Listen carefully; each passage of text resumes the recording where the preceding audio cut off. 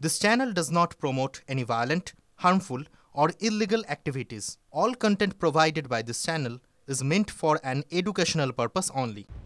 এই মুহূর্তে বড় খবরে নজর রাখবো। নিজের ঘরেই আক্রান্ত আরাবুল ইসলাম, শওকত মোল্লার বিরুদ্ধে হাতিশালা থানায় লিখিত অভিযোগ দায়ের। দাপটে তৃণমূল নেতার।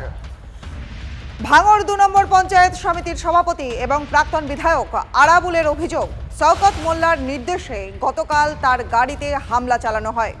আরাবুলের অভিযোগপত্রে তৃণমূল বিধায়ক শওকত মোল্লার নাম। অভিযুক্তের তালিকায় নাম তৃণমূল পরিচালিত পঞ্চায়েত সমিতির কর্মাধ্যক্ষ, পঞ্চায়েত প্রধান, একাধিক পঞ্চায়েত সদস্যের। অভিযোগপত্রে খুনের আশঙ্কা প্রকাশ ভাঙড়ের তাজা নেতা আরাবুল ইসলামের। শান্ত ভাঙড়কে অশান্ত করার চেষ্টা আরাবুলের, পাল্টা অভিযোগ শওকতের। মমতা অভিষেককে নালিশ করবেন বলে দাবি করছেন শওকত মোল্লা। আমরা থানায় অভিযোগ জানিয়েছি, প্রশাসনের মতো ব্যবস্থা নেবে, এটা আমাদের দৃঢ় বিশ্বাস। আমরা প্রশাসনের শরণাপন্ন হয়েছি।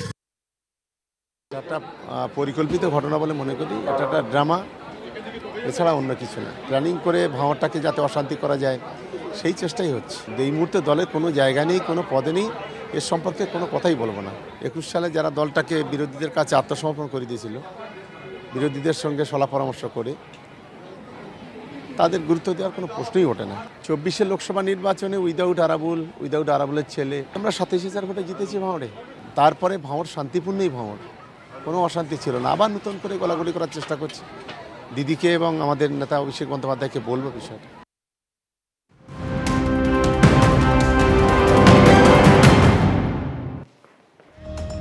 এই মুহূর্তে আরো একটা গুরুত্বপূর্ণ খবর আমরা নজর রাখবো। তৃণমূলের গোষ্ঠীদ্বন্দ্বের ছবি আবার ফুটে উঠছে। এবারের ছবি আছে গোসাবা থেকে, ফের তৃণমূলের গোষ্ঠীদ্বন্দ্ব, ফের ব্লক সভাপতির নিশানায় গোসাবার তৃণমূল বিধায়ক সুব্রত মণ্ডলকে মির্জাফর বললেন তৃণমূলের ব্লক সভাপতি সুবিদ আলী ঢালি।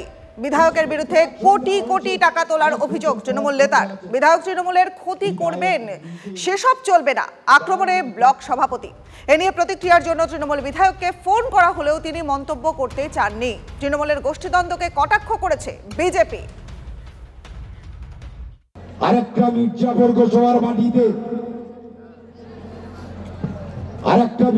গোসাবার মাটিতে অঞ্চলে অঞ্চলে যে অশান্তি তৈরি করার চেষ্টা করছে, অঞ্চলে অঞ্চলে বিজেপি প্রোডাকশন দেবেন, অঞ্চলে অঞ্চলে নির্দল করবেন, অঞ্চলে অঞ্চলে সিপিএম করবেন, আরএসপি করবেন, আইএসএফ করবেন, আর করে বিধায়কের প্রোডাকশন নেবেন, তৃণমূল দল ধ্বংস করবেন। এটা কখনো গোসাবার মাটিতে হবে না। আর যাই হোক, সুব্রত মণ্ডলকে আমি তৃণমূল বলে মনে করি না। যেটা অভিযোগ করছে যে তুমি গোসাবার বিধায়ক, তলে তলে বিজেপির সঙ্গে। আমি একটা জায়গায় আছি, আমি পরে দিচ্ছি, আমি একটা এর ধারে আছি, পরে কথা বলছি আমি। বিজেপি নেতা সজল ঘোষ এই মুহূর্তে রয়েছেন আমাদের সঙ্গে। সজল বাবু, আপনি শুনলেন বক্তব্য, এবং আরো একবার আপনাকে জানিয়ে দিই, ফের ব্লক সভাপতির নিশানা এবার গোসাবার তৃণমূল বিধায়ক সুব্রত মণ্ডল। তাকে মির্জাফর বললেন তৃণমূলের ব্লক সভাপতি সুবিদ আলী ঢালি। কি বলবেন? তৃণমূলের গোষ্ঠীদ্বন্দ্বের ছবি তো সামনে আসছে। এই তো দৈনন্দিন খবর, এই খবরের আর কি রিয়াকশন হয়?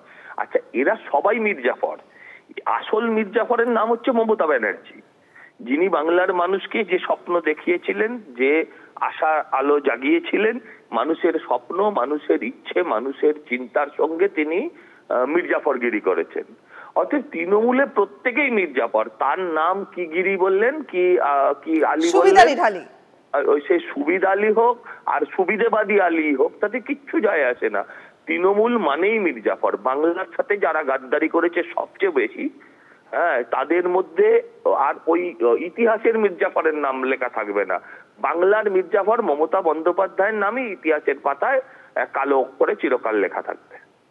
বেশ, অনেক ধন্যবাদ আপনাকে। বিজেপি নেতা সজল ঘোষের সঙ্গে কথা বললাম। আসলে একটু মুর্শিদাবাদের দিকে নজর রাখি, কারণ মুর্শিদাবাদ পুরসভায় ২৮ কোটি টাকা তছরূপের অভিযোগ উঠছে। পুরসভার প্রাক্তন চেয়ারম্যান সহ ১২ জনের বিরুদ্ধে এই অভিযোগ উঠছে। ভুয়ো বিল বানিয়ে তছরূপের অভিযোগে মুর্শিদাবাদ থানায় অভিযোগ দায়ের করল পুরসভা। সোলার লাইট, শৌচালয়, পার্কিং জোন, চিলড্রেন্স পার্ক তৈরি না করেও তার বিল তৈরি করবার অভিযোগ উঠছে। 2015 থেকে 2021 আগস্ট মাস পর্যন্ত চেয়ারম্যানের দায়িত্ব সামলেছেন বিপ্লব চক্রবর্তী। মুর্শিদাবাদ পুরসভার বর্তমান চেয়ারম্যান ইন্দ্রজিৎ ধর তিনি অভিযোগ জানিয়েছেন যে প্রাক্তন চেয়ারম্যান মানে বিপ্লব চক্রবর্তীর বিরুদ্ধেই। অভিযোগপত্রে নাম রয়েছে প্রাক্তন অ্যাকাউন্ট্যান্ট এবং ক্যাশিয়ারেরও। দুর্নীতিতে যুক্ত সকলের বিরুদ্ধে ব্যবস্থা নেওয়া হবে জানালেন বর্তমান পুর চেয়ারম্যান। এ প্রসঙ্গে কোনো প্রতিক্রিয়া মেলেনি অভিযুক্ত প্রাক্তন চেয়ারম্যানের। সমস্ত ইঞ্জিনিয়াররা বিল বানিয়েছে, তারা নিজেরাই স্বীকার করছে, তারা নিজেরাই রিটেন দিয়েছে যে এই কাজগুলো হয়নি। তখনকার যিনি দায়িত্বে ছিলেন তার নেতৃত্বে এগুলো ঘটনাগুলো ঘটছে। তারা সরকারি অর্থ তছরূপ করেছে এবং আত্মসাৎ করেছে এবং পরিবারকে পাইয়ে দিয়েছে এবং কিছু কন্ট্রাক্টরকে পাইয়ে দিয়েছে। তার জন্য আমরা 12 জনের বিরুদ্ধে এফআইআর করেছি। 12 জনের বিরুদ্ধে প্রাক্তন চেয়ারম্যান আছে, 5 জন পার্মানেন্ট স্টাফ আছে এবং 6 জন কন্ট্রাক্টর আছে এবং আরও কন্ট্রাক্টরের নাম আসবে। বখরা নিয়ে দ্বন্দ্ব, আগের চেয়ারম্যান আজকের চেয়ারম্যানের বিরুদ্ধে, আজকের চেয়ারম্যান আগের চেয়ারম্যান, এই যে কাদা ছোড়াছুড়ি চলছে তৃণমূল কংগ্রেসে। মামলা করেছে কে? তৃণমূলের কাউন্সিলর। তথ্য কারা দিচ্ছে? তৃণমূলের চেয়ারম্যান। থানায় এফআইআর হয়েছে 12 জনের নামে, 5 জন পৌর কর্মচারী সাসপেন্ড হয়েছে শুনেছি, আমরা প্রিন্ট মিডিয়াতেও দেখেছি। অর্থাৎ তৃণমূল যে দুর্নীতিগ্রস্ত, তৃণমূল যে গরিবের উন্নয়নের টাকা আত্মসাৎ করে সেটা প্রমাণিত হয়েছে। দেখুন, কখনো ভাঙড় কখনো গোসবা, তৃণমূলের গোষ্ঠীদ্বন্দ্ব তার ছবি দেখা যাচ্ছে। আর নরেন্দ্রপুর, সেখানকার ছবিও প্রায় একই রকমের। নরেন্দ্রপুরের রানিয়া, সেখানে গোষ্ঠীদ্বন্দ্বে নতুন বছরকে কি স্বাগত জানাতে চলেছে তৃণমূল কংগ্রেস? বর্ষবরণের রাত, সেই রাতেই যে ঘটনা ঘটেছে তা কিন্তু ঠিক এই কথারই ইঙ্গিতবহ। তৃণমূলের তরুণ কর্মীদের উপরে হামলার অভিযোগ কাউন্সিলর ঘনিষ্ঠ নেতার বিরুদ্ধে। আর এই ঘটনায় 4 জন আহত হয়েছেন। দুপক্ষই অভিযোগ দায়ের করেছে পুলিশের কাছে।